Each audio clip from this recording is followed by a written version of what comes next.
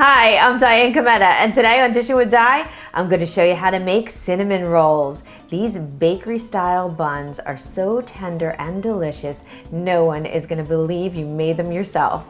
So let's get started on Dishin with Di.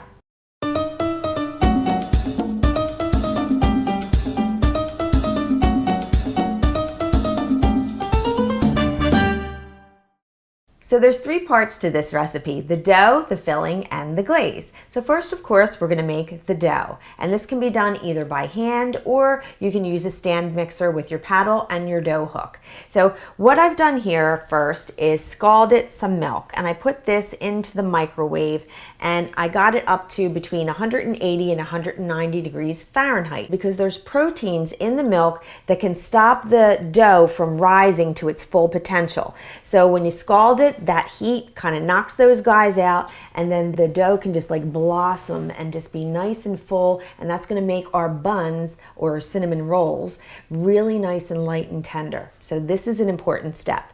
Now, to this hot milk, what I like to do is take my butter, which I have some unsalted butter here, and I just go ahead and I put that right on in. And I also have a little bit of salt. Now this is sea salt, you can use kosher salt, table salt. So I'm just gonna give that a stir around. I also have some pure vanilla extract here. Now the vanilla extract, just like when you make a cake, is just gonna add additional flavor to the rolls themselves. So I'm gonna put a little bit of this in here, and the better the vanilla extract, the better it's gonna taste. And just mix that around too. And that butter is just gonna melt in there, and that's what we want. So I'm just gonna take this and just set it aside. And now over here, I have some water, and this is warm, and it's between 110 and 115 degrees Fahrenheit because we're gonna be adding some yeast to that.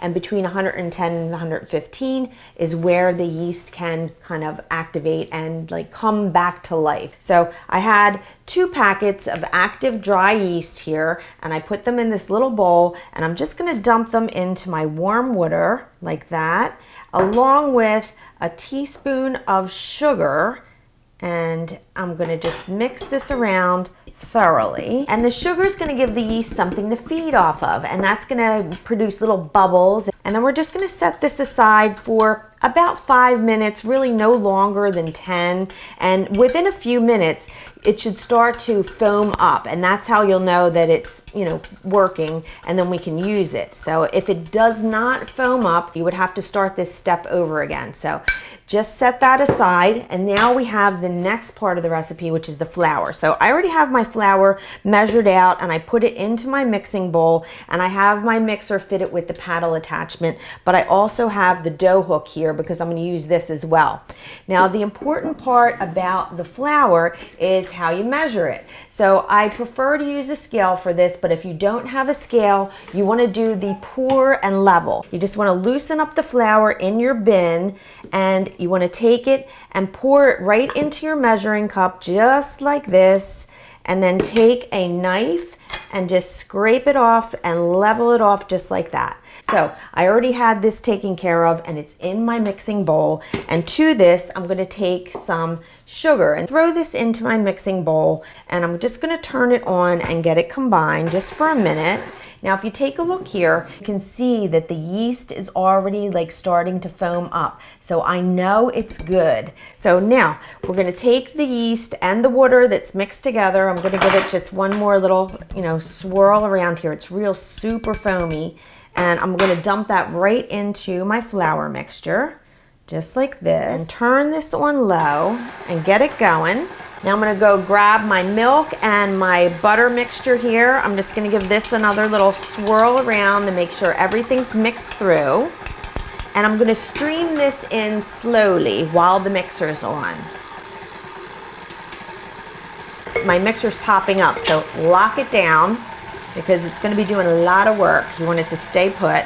Now that that's going, I have some eggs here, and these have been sitting at room temperature, and I'm just going to lightly whisk these.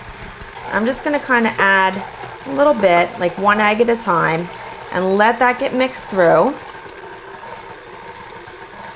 It's important to have the paddle attachment at this point because the hook just doesn't seem to mix it well enough in my opinion. So I like to really get this part mixed together well. So just go ahead and crank it up a little bit and get it mixed through. Now once that looks like it's pretty well combined, I'm going to stop my mixer and I'm going to switch over to the dough hook.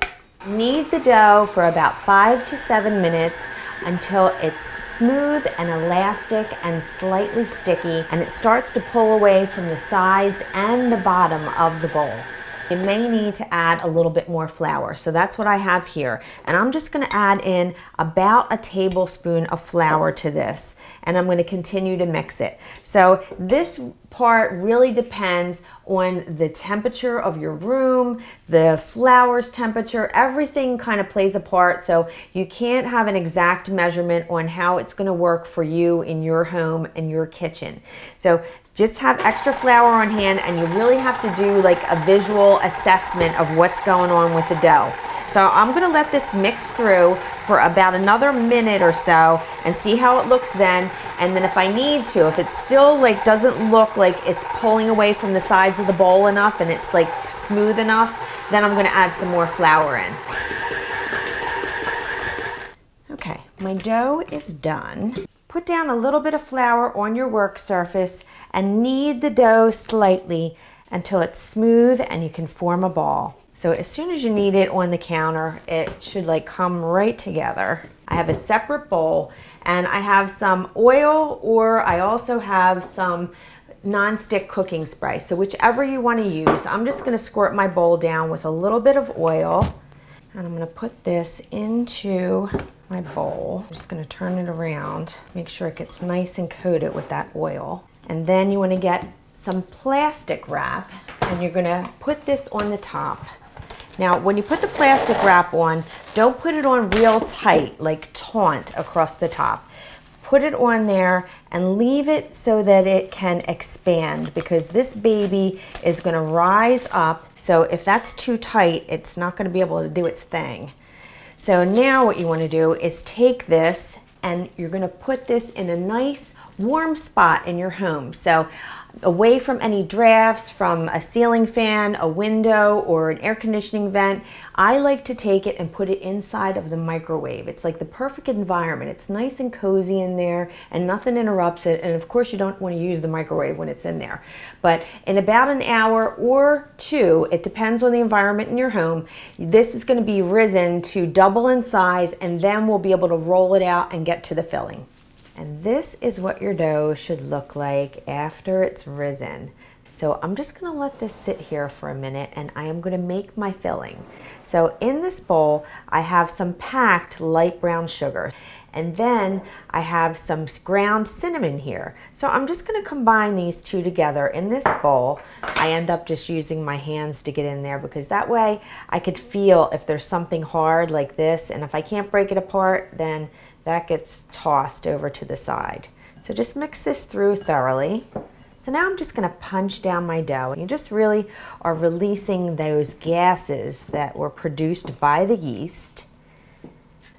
Now I have a little bit of flour here, so I'm going to take this flour and I'm just going to sprinkle a little bit on my work surface so that this dough does not stick. And get yourself like a pretty good area. And then take the beautiful dough, and you want to kind of get it going into a rectangular shape, and then grab yourself a rolling pin and lightly flour the rolling pin so it doesn't stick to the dough. And you're going to roll this out evenly into about an 18 by 14 inch rectangle. Make sure when you're rolling it out, you're rolling it lengthwise, because that's the way you want it in front of you when you roll up the cinnamon rolls. So just try to get it as even as possible. And once you get your dough in the rectangle, then I have some melted unsalted butter here, and I've let this cool. So now I'm just going to take my pastry brush and I'm going to brush over the top of the dough. Leave about a ½ inch at the edge all the way around. Once you get all the butter on, just brush the front edge with a little bit of water. and that's going to help seal the whole thing closed. So now we're going to take the cinnamon sugar mixture and we're just going to put this all over top of that butter. And again, you're just going to leave about a 1/2 inch around the edge. It smells incredible already. I can taste the buns now. And just take your hands and just spread this out nice and evenly right over the top. It just feels so good. I could just play with it all day. It's like sand. Now, we're gonna roll this baby. So first, come to the part that's furthest away from you, and you're just gonna kind of roll this over just a little bit, just like this. See, it's too big to try to just do it in one swoop. And then just go again and roll it. Now, don't make it too tight, because if it's too tight, when it goes to rise again, and then when it bakes, the center is just gonna pop up, and we wanna try to avoid that. Now, at the bottom here, if you have flour from your board, just go ahead and brush that off, but I don't have too much, so I don't have to worry about that. So just keep going and try to get it as even as possible, especially on the edges. Keep the edges like in check as you go. I have a nice, sharp, serrated edge knife. This is a bread knife, so it's important that you have this serrated edge, because we're gonna go and like saw this and make it into our little buns. Here's what we're gonna do first. The edge is lopsided, so I'm just gonna trim that off, and I'm gonna do the same thing to the other side. Now, I'm gonna cut this in half first, so just kind of eyeball it where the half is. And we wanna cut this into 12 pieces. So now that I got that in half, I'm gonna cut this in half, and I'm gonna cut each into 3 pieces, and try to hold the dough in place as you cut it, and you see gentle sawing motion. Over here I have my 10 by 17 baking dish, and I greased that with some non-stick spray. And now I'm going to take each of my rolls and just make sure I press the side down and place them with the cut side down in my baking dish, evenly spaced apart. And then you're just going to take your plastic wrap and you're going to cover this. Now, I like to do 2 pieces because these are going to rise up again. So one piece just seems a little bit too tight to me. So I take 2 pieces and I just kind of put it over. And again, you want it, sealed on the sides, but you want that little bit of room. So when these babies, puff up a little bit, they have some room to grow. We are gonna take these now and I'm gonna proof them again. I'm gonna put them in my microwave again where it's nice and warm and cozy, and they're gonna stay in there for approximately an hour. So it might be a little less than that, but it's gonna be again until they double in size. So wait till you get a load of this. While the rolls are proofing, preheat your oven to 350 degrees Fahrenheit and place the rack in the center position. So that should be nice and like heated up by now. So now I'm gonna take this and put it into my 350 degree oven for about 25 minutes until they're golden brown and a tester inserted in the center comes out clean. And when you tap them, they should sound hollow. Now, while this is in the oven, we're gonna make the topping. I have some softened cream cheese here, some regular butter, so this does have salt in it, and then I have some confectioner's sugar along with some vanilla extract. So this is gonna be like a cream cheese frosting topping. Now I have my stand mixer fitted with the paddle attachment. You can use a hand mixer for this, or you can even do this by hand, but I would recommend using a mixer to really get it like nice and combined. So this is softened, so I'm just gonna put this in here, and it does need to be soft so it blends up well. And you just wanna run this around a little bit with your mixer just to get it smoothed out a bit. And then as soon as that gets smooth, I'm gonna pop this butter in there, which is also soft. So this is really looking good in here, and I'm just gonna drop this in because it is soft. I don't even need to cut it up. You'll see. Look how smooth that is. It's just gonna blend in real nice. So I'm just gonna beat this around until it gets nice and creamy and fluffy. Okay, now that that's nice and creamed together, I'm just gonna take a little bit of pure vanilla extract and I'm gonna throw this in here and then mix this through too. So I'm just gonna take my confectioner's sugar and pour this right on in, just like so, about half of it. And then mix that around, and then I'm gonna add the rest of it. I let this beat for a couple minutes and it's nice and thick and creamy. Look at that. After the cinnamon rolls have cooled for about 5 minutes, slather them with this delicious cream cheese frosting. Slice into heaven. You're not going to be going to the bakery anymore after this. Hold on to your hat because here it comes. Oh, I've been drooling over these all day. It's so light. Look at the layers. Just pull. Look at that. Oh my gosh. You know what I want to do now? Just pick the whole thing up and eat it. It's just so good. The roll itself is really tender and flavorful. It's sweet, it's moist, it's way better than the bakery. I can guarantee that. And it's better than the bun place too. You gotta try these. You deserve to try these. I'm telling you right now. The recipe is on my website, dishinwithdi.com, and I hope I made your life a little easier, more enjoyable, and delicious. I'll see you next time. Bye-bye.